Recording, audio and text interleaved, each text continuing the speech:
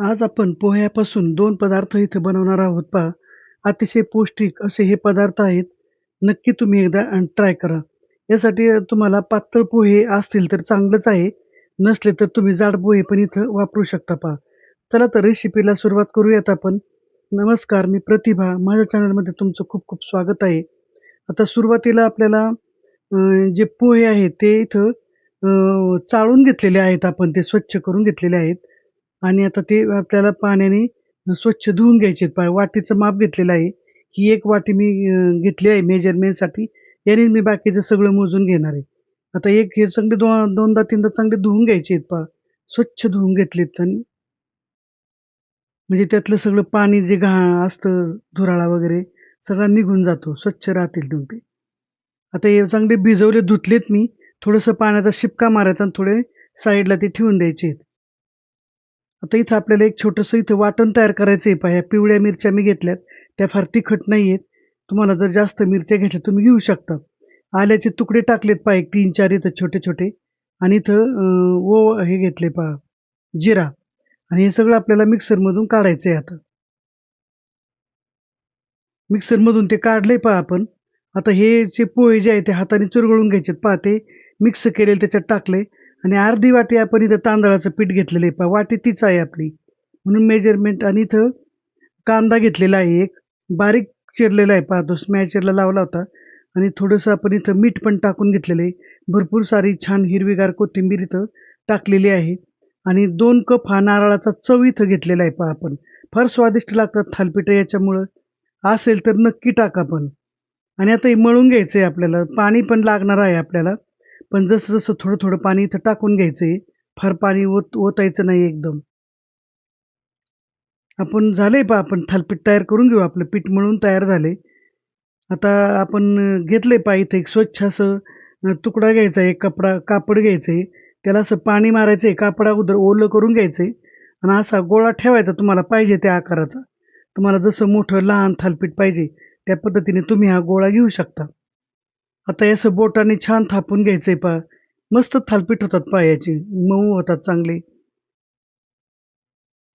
तवा आपला तापतोय पहा. पलीकडच्या गॅसवर आपण तो ठेवलेला आहे. गार नाहीये तवा. आता याला असे छिद्र पाडून घ्यायचेत म्हणजे आपल्याला तेल टाकलं ना तर चांगले भाजून निघतात पहा ते.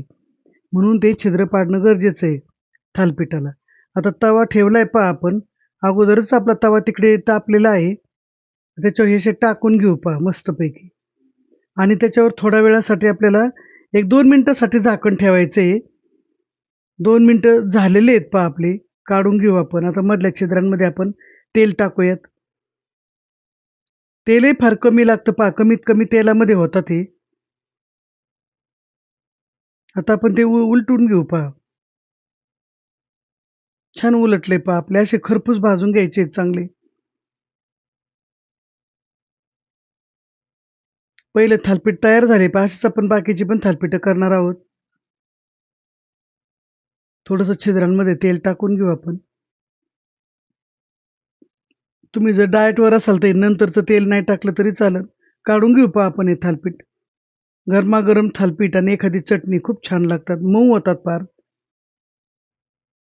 2 वर्षाच्या मुलापासून तर अगदी वयस्कर माणसांनाही ते खाता येतात. आता आपल्याला दुसऱ्या नंबरची जी रेसिपी आहे ती इथं करायची आहे. आपण पहिल्या नंबरला थालीपीठ बनवलेत पहा. दुसऱ्या नंबरला काय बनवायचंय ते बघू आता. थोडंसं तूप टाकून आपण हे पोहे इथं कोरडेच भाजून घेतलेत पहा. हे काही भिजवलेले वगैरे नाहीत. आता कुठपर्यंत भाजायचे? जोपर्यंत ते कुरकुरीत होत नाहीत तोपर्यंत भाजायचेत आपल्याला. शक्यतो पातळ पोहे घ्या. माझ्याकडे नव्हते. त्याच्यामुळे मी जाडच पोहे घेतलेत. कुठलेही पोहे घेतले तरी चालतील. असे हाताला असे चुरगळले पाहिजेत पहा ते. इथपर्यंत हे आपल्याला कुरकुरीत करायचे आहेत. आता एका ताटात सगळं आपल्याला भाजलेलं साहित्य सगळं काढून घ्यायचंय पहा. आता इथे तीळ टाकलेले आहेत पहा आपण 1-2 चमचे तीळ टाकलेले आहेत पहा. थोडेसेच उरले होते आणि याचा मंद आचेवर सगळं काम करायचं आहे. आता याचा आवाज चट येईपर्यंत हे तीळ भाजायचे आहेत आपल्याला. चटचट आवाज आलेला आहे. आपण त्याच्यामध्ये टाकून घेऊ. आता पुन्हा आपण थोडंसं 1-2 चमचे तूप टाकतोय पहा. ड्रायफ्रुट्स आहेत ते आपल्याला इथं भाजून घ्यायचे आहेत. थोडेसे काजू घेतलेले आहेत आणि काळ्या मनुका ज्या आहेत त्या मी इथं घेतलेल्या आहेत पहा. त्याच होत्या माझ्याकडे. तुम्हाला त्या काळ्या कढईमुळे ते दिसत नाही जास्त. त्या फुगतील पहा आता चांगल्या.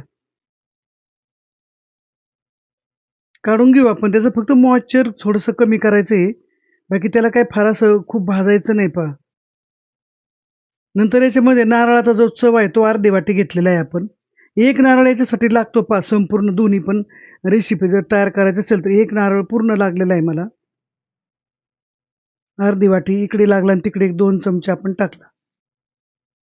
आता पहा वेळोवेळी तुम्हाला त्याचा रंग बदलताना दिसतोय.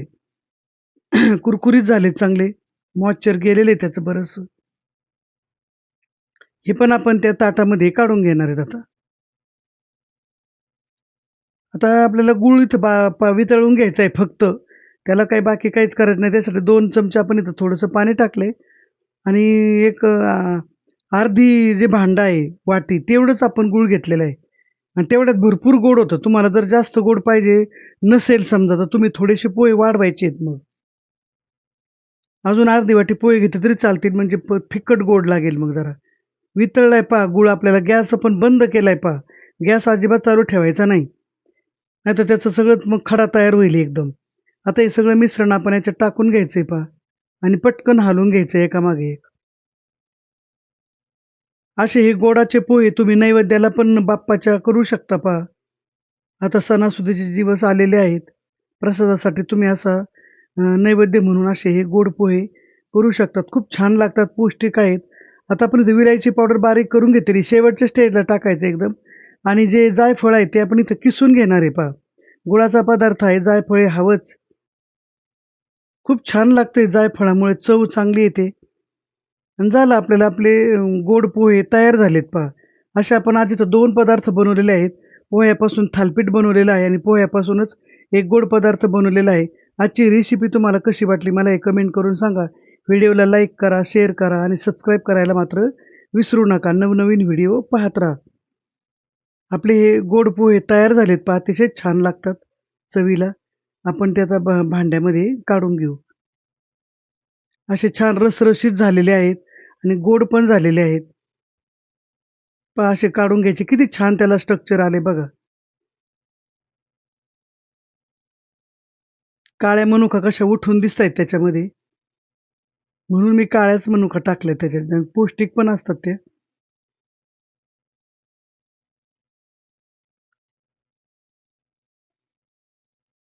तुम्ही वेगवेगळे प्रसाद तर नेहमीच करता, पण असा पण एकदा करून बघा. छान लागतो.